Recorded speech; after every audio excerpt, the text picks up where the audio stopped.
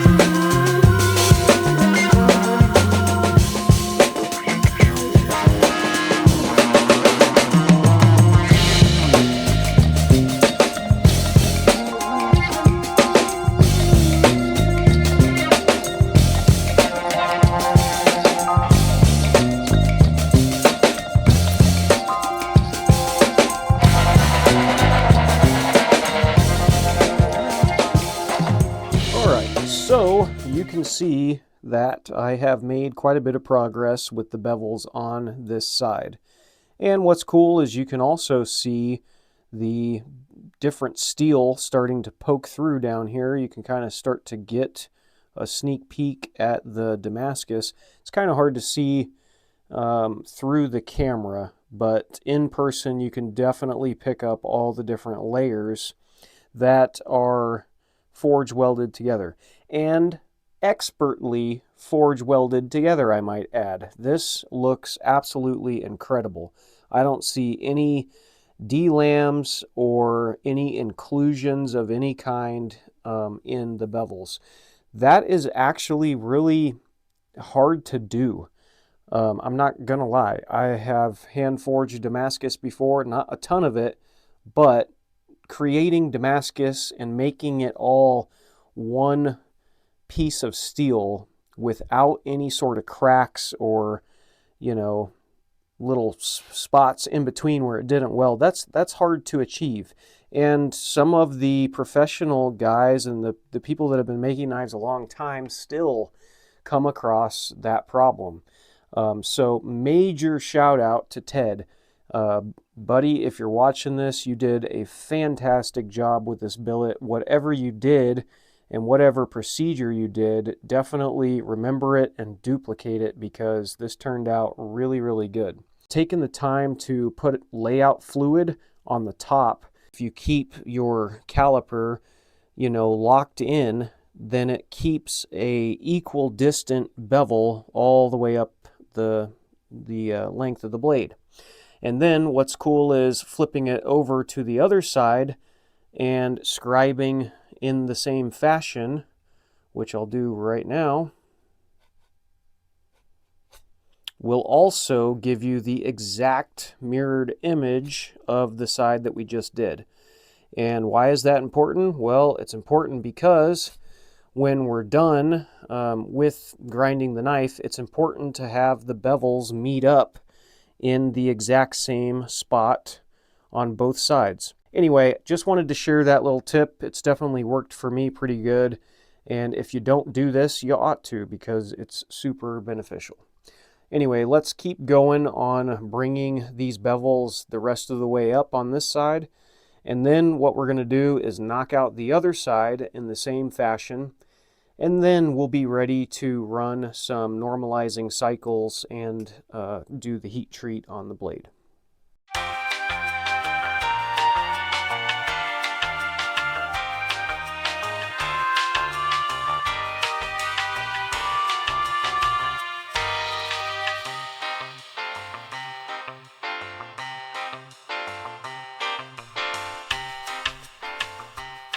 Alright, so now that we have both of the bevels finished up to 120 grit, we're now sitting pretty good. And the 120 grit belt still takes off quite a bit of metal. Here we are. The bevels are not perfect, but that's okay because these are pre-heat treat bevels, so they don't have to be exact just yet. It's looking pretty good so far. I really think that this knife is going to turn out pretty sweet. Now, the back of the ricasso does have a little bit of an area here. Let me zoom in real quick. Why is it so dirty? Time out. Time out if you can hear me. Okie dokie. So, as you can see, we've got a couple of spots here on the back of the ricasso that aren't quite perfect, meaning they're not exactly squared off. There's a little bit of a chip here. I don't necessarily think it's a chip, it's just a little blemish in the metal. So, that's not exactly perfect. The only way to get rid of this is to move the whole ricasso this way, which will make the tang longer. But that to me is kind of silly. Okay.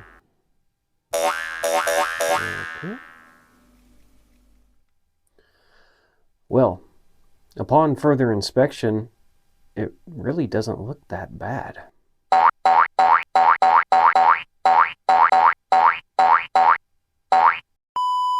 Yeah, so anyway.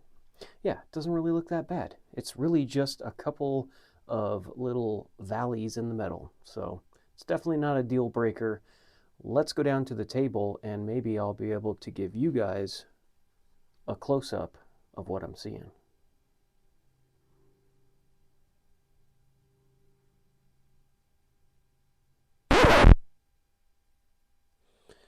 How are you supposed to tell what something looks like with regular vision? Oh, now we're talking. Definitely can see what's going on with these super cool glasses that I got. And you see some people that take knife making super seriously use these. And so, you know what? I thought, hey, it would be really cool to own a pair. And what's really cool about getting this pair is that I gave them to my wife for Christmas. She is a jeweler, or that's her hobby at least, is she makes some wicked cool jewelry, and thought, you know what? She doesn't have one of these, and most jewelers do. And so I thought that that would make a really cool gift. And partly because I can also use it when she's not using it. It's the perfect gift to give your wife, something that you can use too. You just don't tell her that. You just tell her that it was a super thoughtful gift for her. Well, of all the dirty, low-down tricks. Anyway, definitely a cool product. They sell these on Amazon, and they're relatively inexpensive for what they are. They come with different magnification glasses, a light up here to help you see, and hopefully you were able to see it at least a little bit through the camera lens, but in person this thing is absolutely awesome. I can see all the way down into these little blemishes and cracks, and it really does help to be able to see what's going on. You know, it would be useful for fine work, maybe, filing out your guard or working on the back of the ricasso or any fine detail work that you need to do. I feel like this thing is going to come in handy. So anyway, just thought I would share that with you guys. It's definitely something that I'm glad I have. I'm glad she has you. I really personally don't mind the little blemishes on the knife. I think it makes the knife feel like a forged knife, which it is. It's a unique, one-of-a-kind knife that's going to have a couple of little flaws, and that sometimes makes the knife that much cooler, in my opinion. Now, if we were going for perfection, then yes, we would probably want to get rid of, these little blemishes on here, but I don't think it's going to bother me, and hopefully you guys feel the same way. And if you don't, well, then go make a perfect knife, I guess. Maybe one day I'll make the perfect knife, but that day ain't anytime soon because I just don't have as much experience as one would need to make a perfect knife. So, anyway, enough rambling. Let's go ahead and we're going to start working on some of the pieces for the handle. And I'll give you a quick idea. Kind of did a drawing over here of just a rough profile for this handle and the blade. And as you can see, we've got the blade portion pretty much ready to go for that. So let's go ahead and jump into the next step.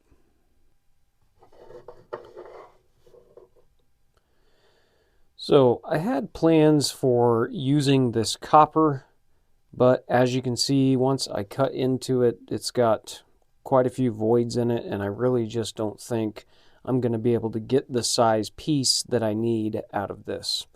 So we're going to move to our backup plan, which is using just a piece of brass. So I went ahead and I traced this shape out on to the brass, and I've measured out the slot of the tang.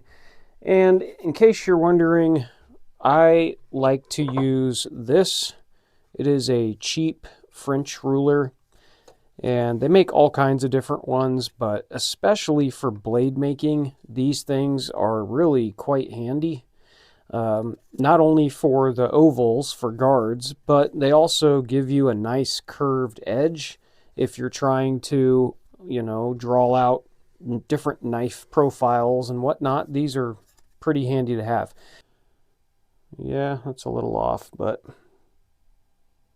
close enough, I suppose. I can always punch another one. If that happens to you, you can always try again and make the hole a tad bit bigger. That seems to work for me. There we go. That's definitely a little better.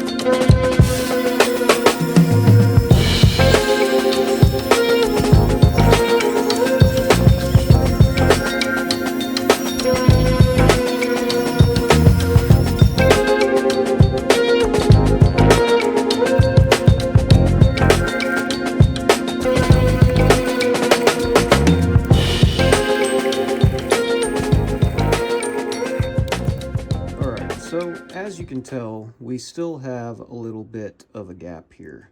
Just like on the last knife build that we did, we ran into this same problem. And our workaround for the last knife was to scribe the back of the ricasso and dig a little bit out with the Dremel.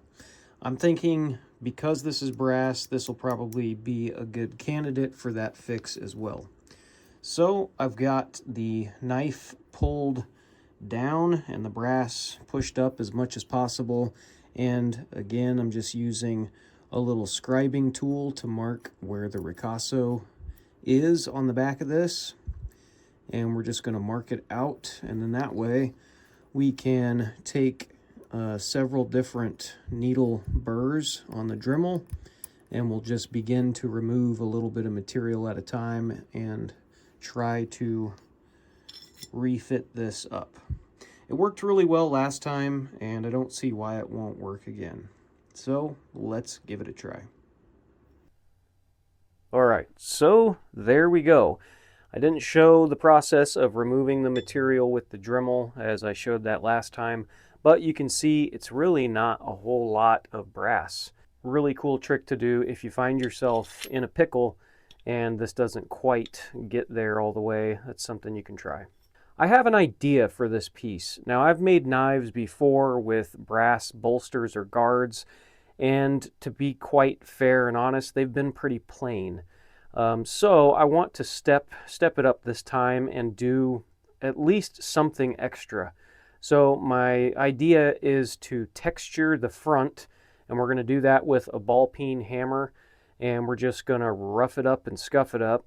And then for the side, once we get the profile cut out, I want to try some file work, and pretty much just using really small files to cut in some grooves and give this thing some shape from this direction. So when we get there, we'll cut it back on and we'll talk about what we're doing and why we're doing it and see if we can get something cool to come out of this piece.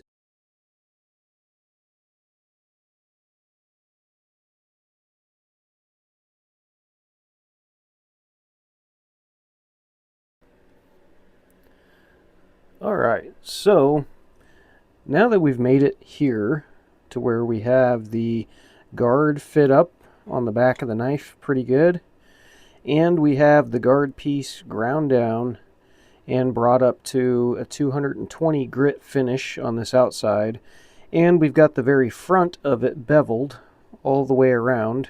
We're now ready to start working on this profile. And what I'm thinking for this is something that I haven't tried before, but I've wanted to, and that's to do a little bit of file work to make this section have some more stuff going on. Instead of just being flat and smooth, we want to add a couple of peaks and valleys all the way around this thing. Use a combination of the drill press and a little Dremel bit. What we can do is pretty much just move the deck of the drill up to where we want here. I think for this first one, we'll come down something about like that.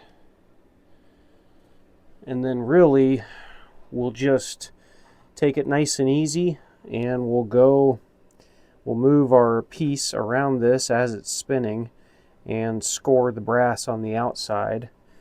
And then once we're done, we'll flip it over, and that should give us the exact same placement as the top.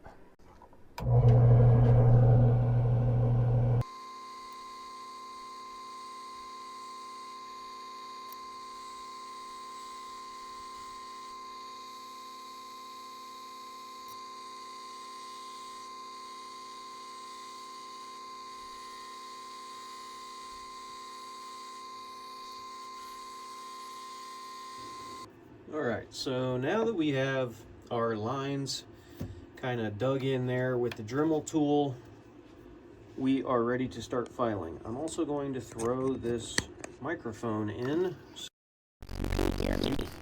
Can you hear me? Hear me? Can you check it? Cabra. And we're back with the microphone. Doesn't that sound so crispy, clean, and nice? It is now time to start filing on this here piece of brass Let's do it. I'm using a little tiny round file. I guess you would consider this a needle file, but it's of the little bit larger variety. And I'm just going to use the lines that we scored as a guide for the file to kind of hang into. And we're just going to start scratching this out and widening out the line that we put in. Sometimes you just come up with an idea and you do it and you see what it looks like. And if it's not what you had in mind, you keep going until, you know, it looks different or you achieve a certain look, I guess.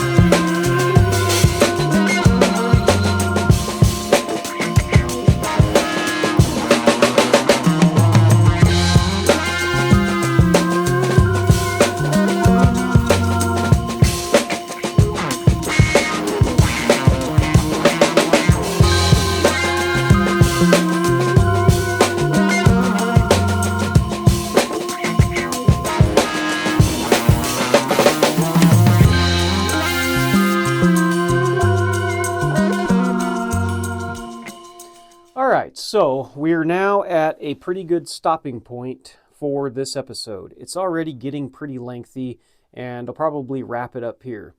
But in this episode, we were able to complete the blade portion, getting it profiled, getting the bevels ground, and a lot of the fittings. We've got the guard, the little spacer piece. I actually have another piece of G10 behind that.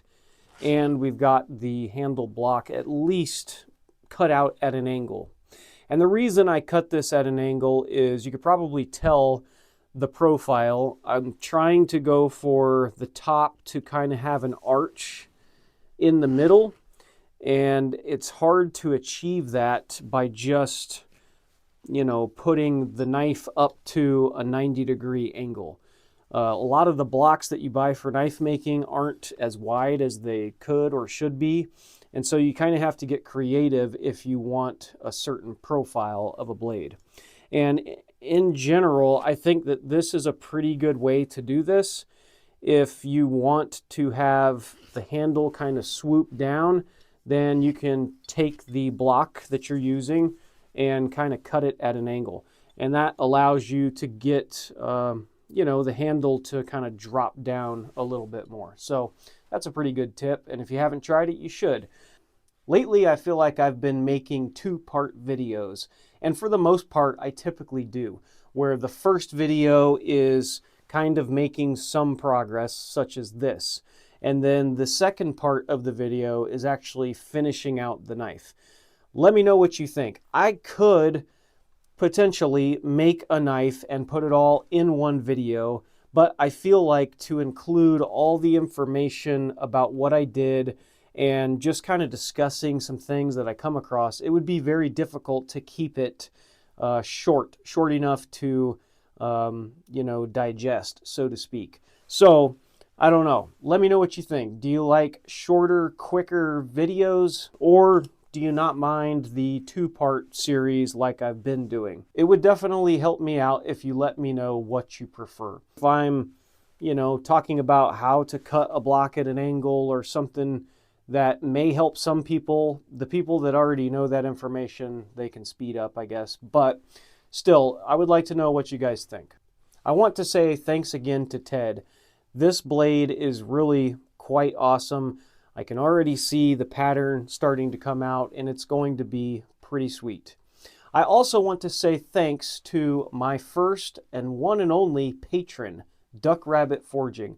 Thank you so much, brother. Your support to the channel means a ton. If you guys don't know Duck Rabbit Forging, you are missing out. Go check his channel out, show him some love and support, subscribe, and stay tuned to his videos. He's putting out a lot of great content. If you would like to become a member of the channel, check out the page. Join now for $1.99 a month, and that will give you exclusive access to the YouTube channel. It comes with quite a few benefits, and I would be glad to have you. As always, thanks for watching. Can't wait to talk to you guys soon. And in the next episode, finish this beauty up. It's going to be epic. For now, Frenchie's out. We'll catch you here soon.